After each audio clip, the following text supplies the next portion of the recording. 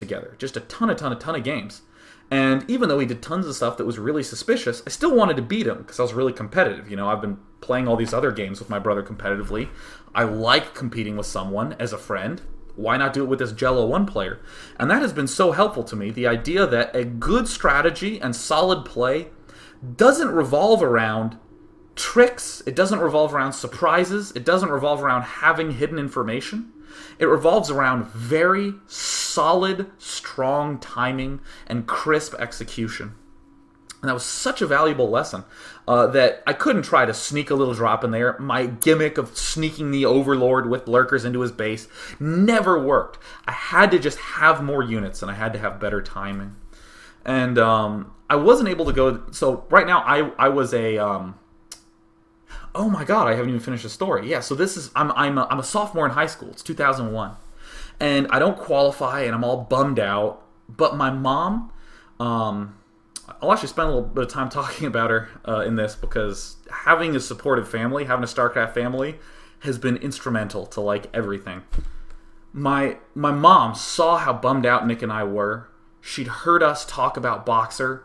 She had seen that this StarCraft game wasn't just another game that we bought and played for a month and then never played again. That we were still chattering about it for years. So she said, you know what?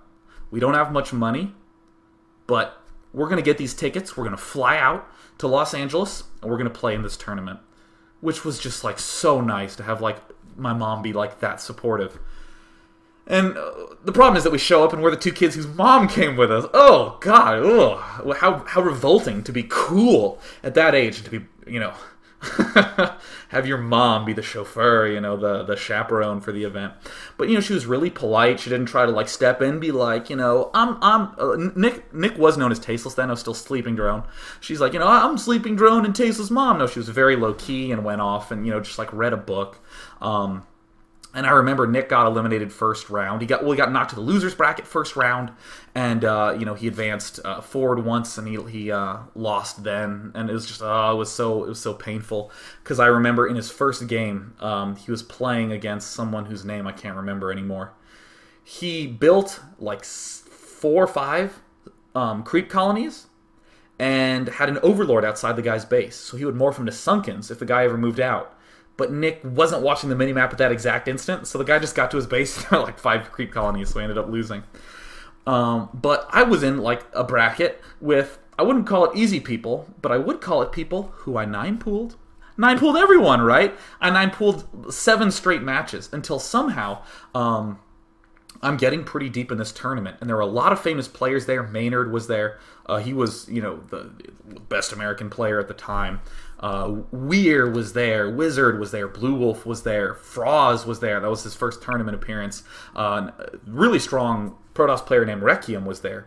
I think I said Dream was there as well, and Dream was a Zerg player who was like really into the game. You know, he played on the Game Eye server with the Koreans. You know, and there was this epic series between Requiem, who was completely unknown, and Dream.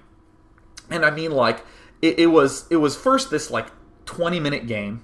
But then everyone else's tournament games finished. So they were the ones clogging up the brackets, right? So everyone just crowded around them and watched their game. So they played this 45-minute game on Lost Temple where Dream builds a hatchery outside Requiem's base. Now, you guys have seen this on Medusa and games, you know, that Great has played and that sort of stuff. But back then, holy shit, he really does play on the Korean server. Look at this ingenuity, right? And he's like building a ton of sunken colonies and getting vast Zerglings. Oh my god. And Requiem is like getting 10 shuttles and like trying to expand everywhere. And they play this dramatic game that had Stasis and Storm and Maelstrom and Guardians and Defilers and every single unit you can imagine. And Dream loses. This unknown kid Requiem wins. And then they play the next game and they get 12 vs 3 on Lost Temple, which, as you know, you hate 12 vs 3. If you're a Zerg player. So Dream, who's the Zerg, is at the 3 o'clock position, and Requiem brings 2 probes early on to harass, kills a drone, and Dream forgets his first Overlord because he's trying to deal with this harassment. So there was just this like huge upset, and everyone's like, oh my god, getting really excited because I knew I would lose to Dream if I played him. But my Zerg vs Protoss was my strong matchup because I knew how to 9-pool. So I ended up playing against this Requiem guy, and I actually won, and I was like totally freaking out and everything. And then I had to play against Maynard, but we had to wait a day to play it. And the winner of that match, it was in the semifinals, the winner of the game between me and Maynard was going to the WCG Grand Final in Korea. And I played against him, and I was so nervous. And my mom was trying to figure out, in between, well, if you do end up winning and we end up going to, you end up going to Korea, I want to fly out to this. I think, we'll go out as a family. And I just botched the first game and I lost it. In the second game, I won with hold position lurkers in like 2 minutes, and then I lost the third game. And then I went to the losers bracket and was eventually eliminated. And, I was really bummed out and sad, but, I actually got to tell people that I went to a Starcraft tournament. So that, story was perhaps a little bit longer, but it was cool. I got to meet all these people who were just names. I actually got to see the faces of people. I mean, nowadays we have like Facebook and people are just happy to like send each other's photos around on Skype and all this stuff. There's forums, but there was just no way to actually meet the people who you played with. And I actually got the chance to do that. And Froz blew everyone's mind then. Froz, who later became pretty good friends with, at that tournament, this is in 2001. When people went back and looked at those replays, Froz had 300 actions per minute. No one could believe how quickly Froz played. And like the second highest was like 140 or something. I mean, Froz was mind-numbingly fast and crushed everyone at that tournament, and it was not close. And that was cool to see, someone who's just like so good. So WCG 2002 comes along. Nick and I can't go because the qualifiers, were spread around the country and nowhere near Kansas because there wasn't exactly the bustling esports community in Kansas, right? So we waited till like 2003 before we were actually able to participate in any more tournaments. Oh man, is that the year? Yeah, I'm actually checking my notes to make sure I'm right because I don't want to forget anything. But, throughout this whole period, I was still the guy who played StarCraft. And, back then in those early high school days, there was still a lot of tension in the family because, as you can tell, Nick and I are sort of, talkative, big personalities. We really like to, have our own space and be independent. And it was really hard because we lived, we shared a room together. And we argued a lot because we still had one computer, so there was that whole debate. And Mom, as supportive as she was, we were playing this one game all the time, and that was so weird back then. So there was just this whole family tension, but I was still known as it, and I was still really into it.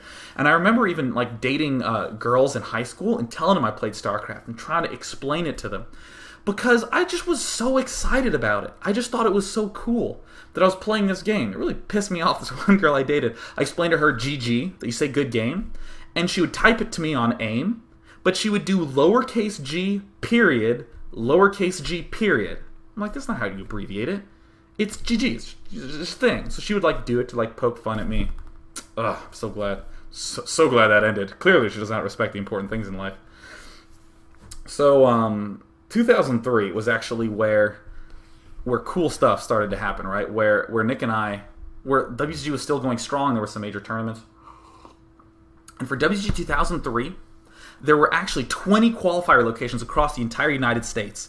And the winner of the qualification process would advance to the final and win a pimped out gaming computer, right? The sickest gaming computer you could think of that had like XP and it like glowed. It was awesome. It was a sick deal. You even got like a travel stipend to fly out. No, actually, I think they just straight up paid for your ticket. That tournament was organized by Joe Moss, and I'm going to say that name because if you're listening, Joe Moss, you are the man. That tournament was awesome. But anyway, so my brother and I, we had to drive to St. Louis, but we don't own a car in the family. I mean, my mom owns a car, but she's like, I still need it, so you can't exactly drive to St. Louis with it. So our friend Dane, who is very famous, who I was really good friends with then as well. For any of you who don't know Dane, please watch Day9 Daily number 50 and number 65 for some epic 2v2v2v2 BGH action.